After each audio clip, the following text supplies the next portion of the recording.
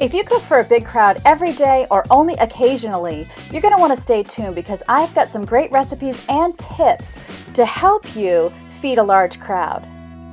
First up is Zuppa Toscana soup, and I find that soup is a great meal for a big crowd because it's very easy to make it bigger or make it smaller depending on who you have coming, and I'm going to show you how I do that.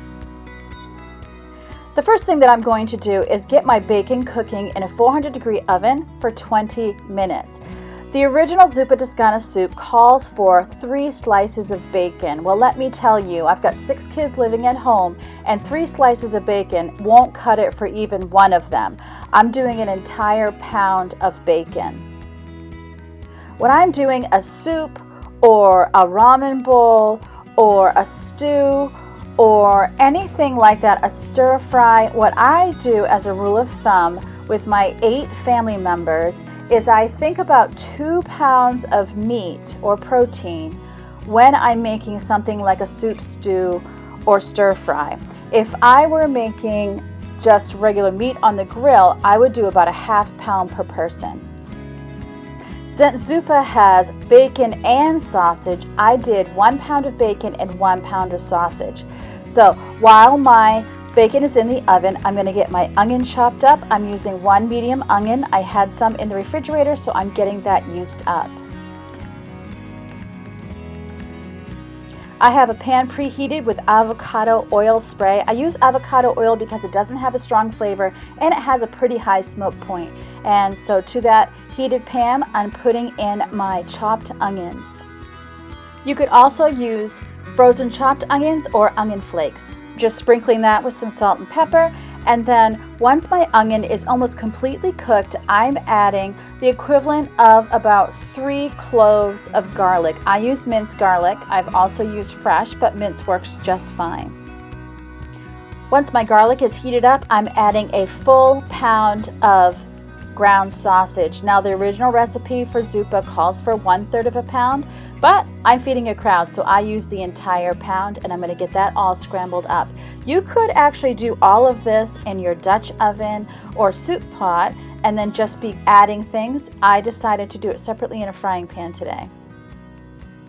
My oven heats unevenly, so I'm just giving my bacon a turn and switching which rack each one is on, and that way I can put 2 sheets of bacon in at the same time. Now I'm starting my chicken broth heating up, and I'm going to be cooking my potatoes right in the chicken broth. I'm putting in 2 32-ounce boxes, but later on you're going to see me add a 1/3 just because I didn't feel like I had enough broth for all of the filling that I had accumulated.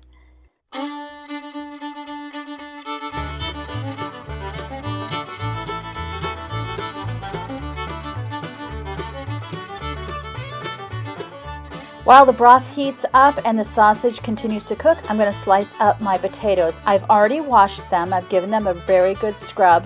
I like to use red potatoes. I've also used the yellow California potatoes, which is also quite good. I like the red too because I don't feel like I necessarily need to peel them. I can just cook them with the peel on. I use 1 medium potato per person that I'm feeding. If you have a little one, you might want to switch that to small. And it's important not to forget the bacon. My 20 minutes is up, the bacon's cooked, so I'm going to take that out and just set it aside until I can cut it up and put it in my soup pan.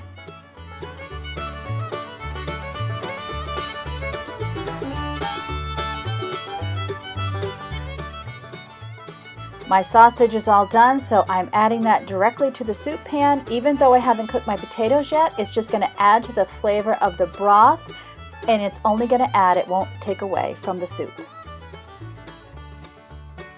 You can see here that I'm doing a medium size to my pieces of potato. If they're too small, they go very starchy and mushy, but if they're too big, they tend to cook in the outsides but not in the middle. So a medium chop is always best.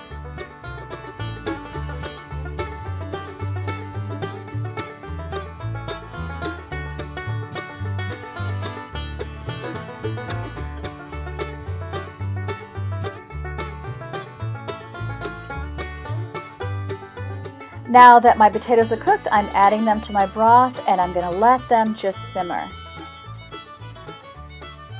This is when I realized that I really needed another box of broth, and I'm also going to chop up my bacon now and add it to the soup, and I find it easy just to use kitchen scissors to do this.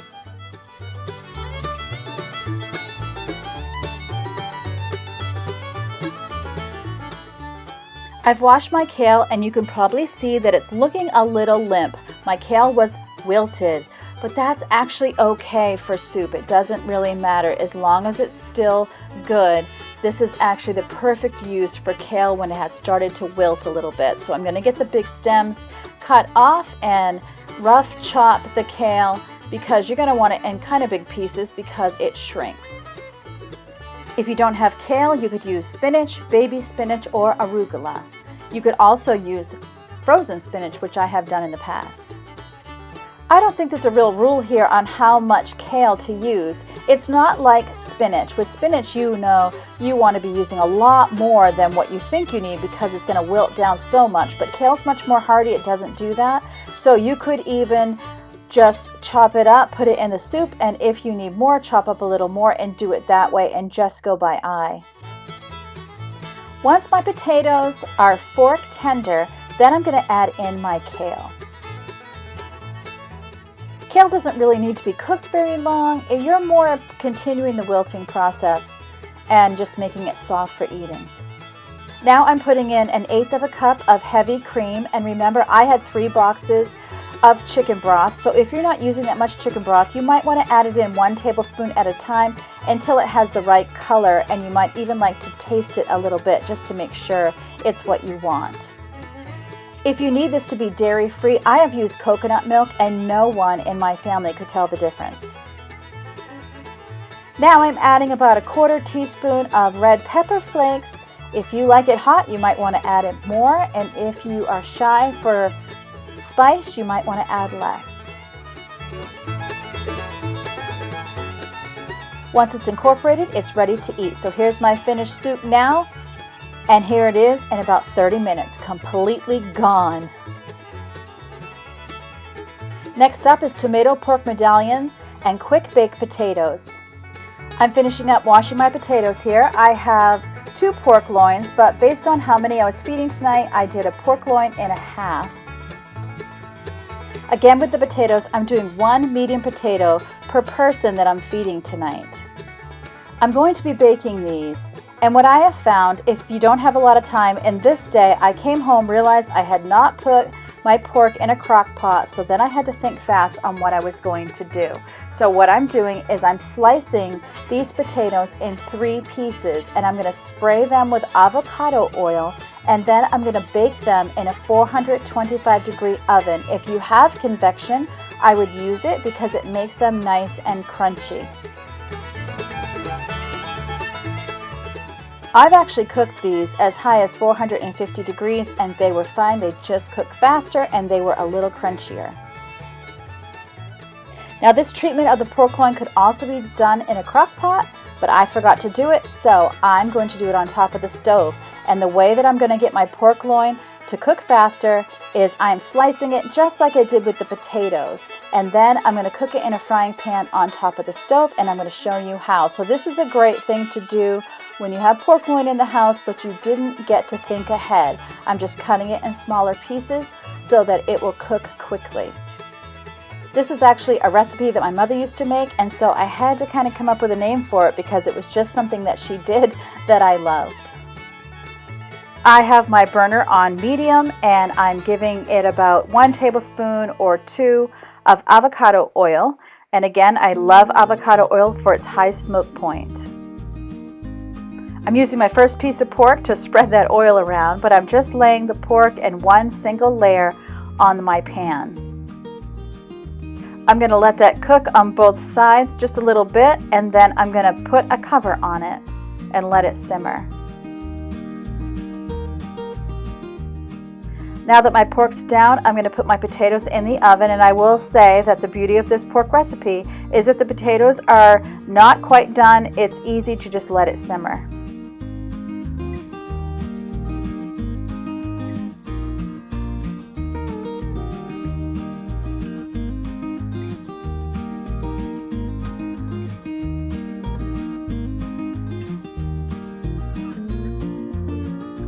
Once my pork was cooked through and no longer pink, I added 1 can of spaghetti sauce. You could also use the Hunt's tomato sauce that isn't a spaghetti sauce. That is actually my favorite way, but I had spaghetti sauce in the house, and so if you like extra flavor, you would want the spaghetti sauce. I was craving canned mushrooms, so I'm just putting those on the top because there's only about 3 people in my entire family that will eat mushrooms. Everyone else was instructed to just knock them off the top. Once the potatoes were done in the oven, then dinner was ready to be served. And of course, you can see I served it with green peas. Here's my plate, and I even like that tomato sauce across my potatoes. Next is nachos and guacamole. The great thing about nachos is they are like a blank palette. You start with nachos and you can put anything on it that you like. I'll often put on leftover boneless breasted chicken or the Perdue pre-cooked chicken, but this day we chose to only have black beans on top. But you can load them up with salad on top. Anything that you personally like goes great on a nacho. And who can beat 10 minutes in a 425-degree oven for a quick meal in a pinch?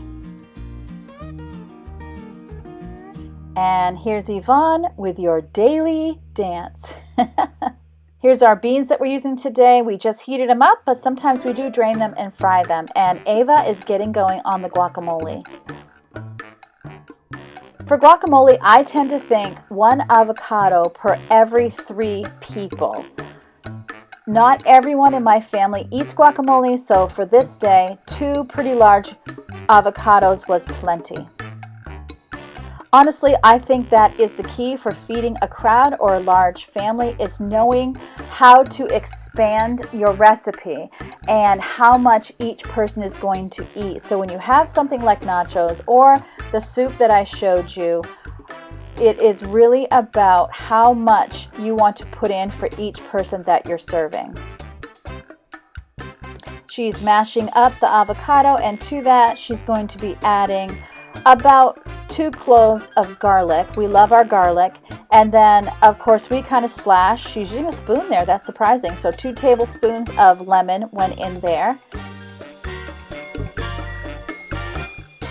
Once we have the base ingredients to our guacamole, we love to add sliced and diced tomato, sliced and diced onion, and also some corn.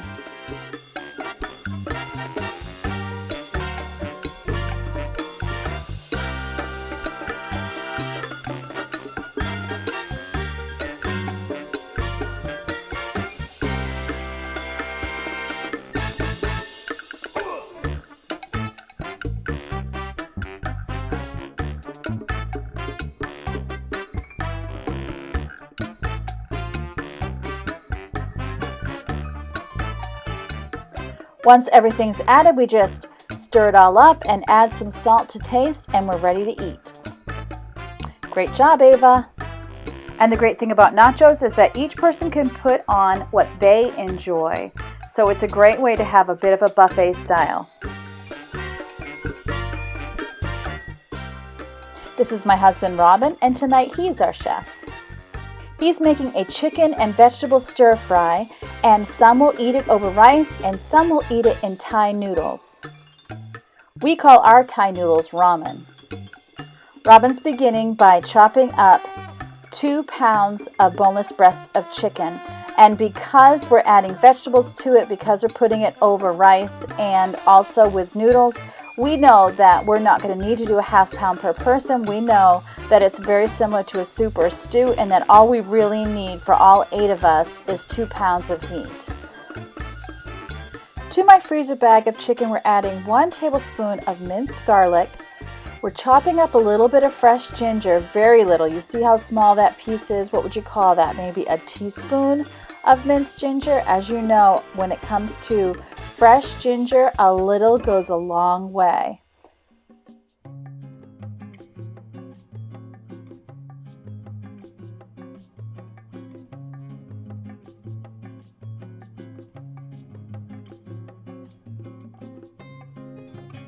We're also adding 3/4 cup of tamari, and you could also use soy sauce, of course, and 1 tablespoon of brown sugar.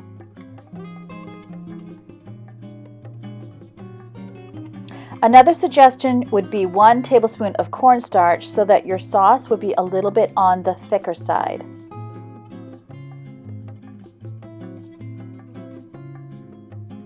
He's mixing that well in the bag while he chops and gets all the other ingredients ready.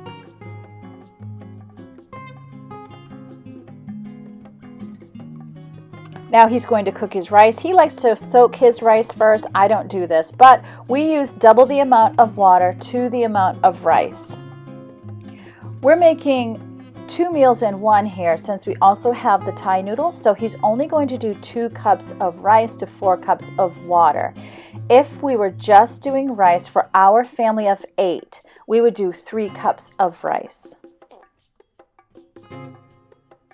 These are our favorite Thai noodles, and what you do with these angel hair noodles is you're going to soak them in very hot tap water for about 15 minutes, and then they're most of the way cooked and you can add them to your stir fry.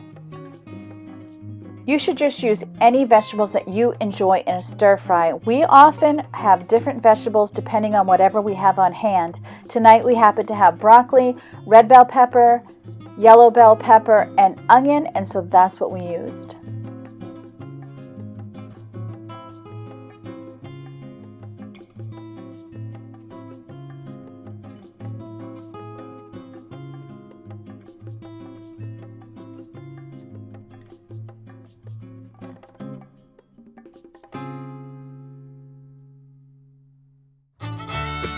We don't have a way to use a really huge pan, so we're just using the pan that we have, and he's going to be cooking this in waves, and then we'll keep it all warm either in the oven or in that 9x13 pan.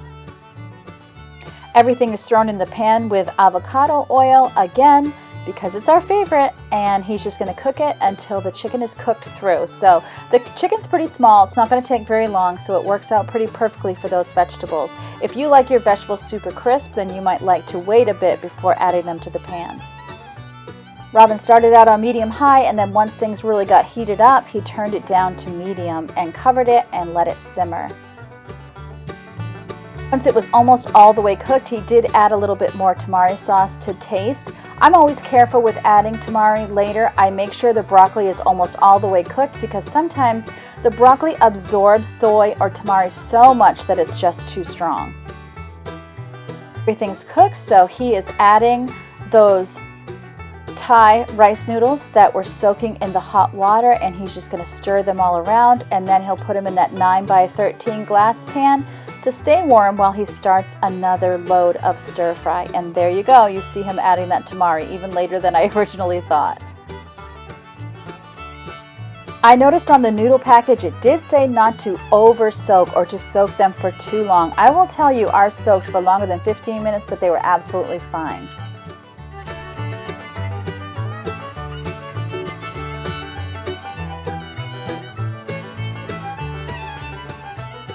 Now we're getting started on the next batch, putting down some more avocado oil, 1 to 2 tablespoons, and then putting in another batch of the chicken and another batch of the chopped vegetables. This time he opted to add about a teaspoon of sesame oil. You're going to see him do that in just a minute. Sesame oil is really good with Asian style food, but boy, you don't want to add too much. So he just added a teaspoon, and that was perfect. You really just want enough so that you know it's there. And so it wasn't in the first batch, it is in the second batch. He's going to combine both batches, but it works out perfect.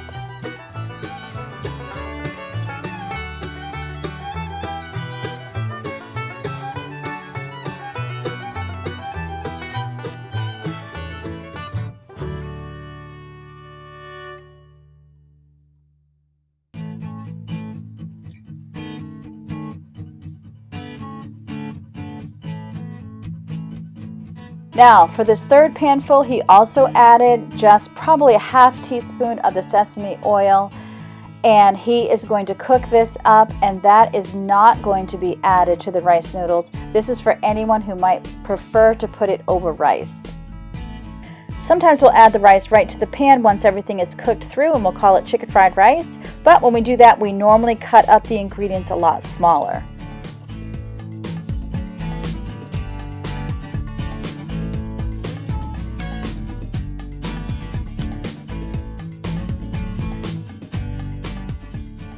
This was just delicious over rice, and it was also super yummy as a ramen stir fry. I had them both. Next up, Ava. She loves granola. She loves to put it in with her vanilla yogurt and some fruit, and that is a great way to fill kids up with a nutritious snack. I'll have this recipe linked below, as well as all of the ingredients. It is dairy-free and gluten-free. You'll want a cookie sheet lined with parchment paper, and you'll want your oven preheated to 350 degrees. To a medium bowl, add 2/3 cup of maple syrup. Now, we normally use real maple syrup, but we were out of it, so she was forced to use this other store-bought kind, and I will tell you that the real makes a huge difference. So if you have access to real, use real. To the maple syrup, add 2 teaspoons of vanilla, 1/2 cup of olive oil, 1 egg white, and we just love this egg separator by Pampered Chef. I'll have it linked in the description box below.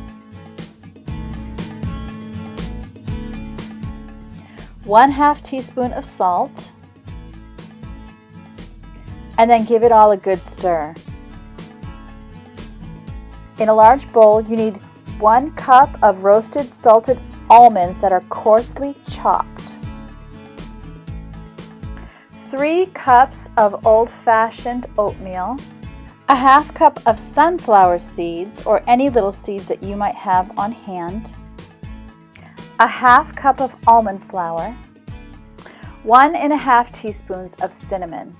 Stir to incorporate all of those ingredients, and then you're going to add your wet ingredients and stir those in.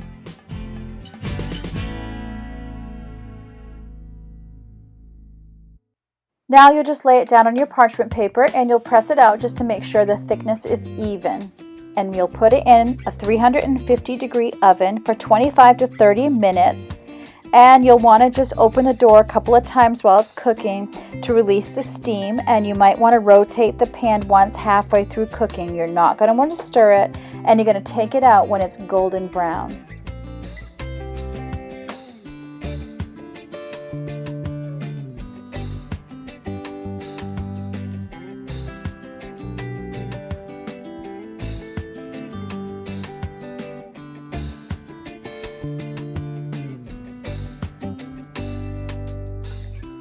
Once it's cooled down, you can break it up and you can store it away, or you can eat it right away. This is great as a cereal, it's great as a snack, and it's great in vanilla yogurt with some fruit.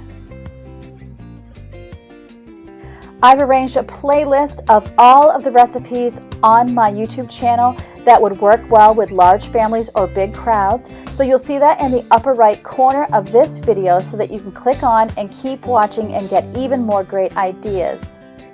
YouTube has also selected a video for you in the upper left corner based on what you normally watch. So as always, I hope you know that God loves you and I love you too, and I can't wait to see you next time.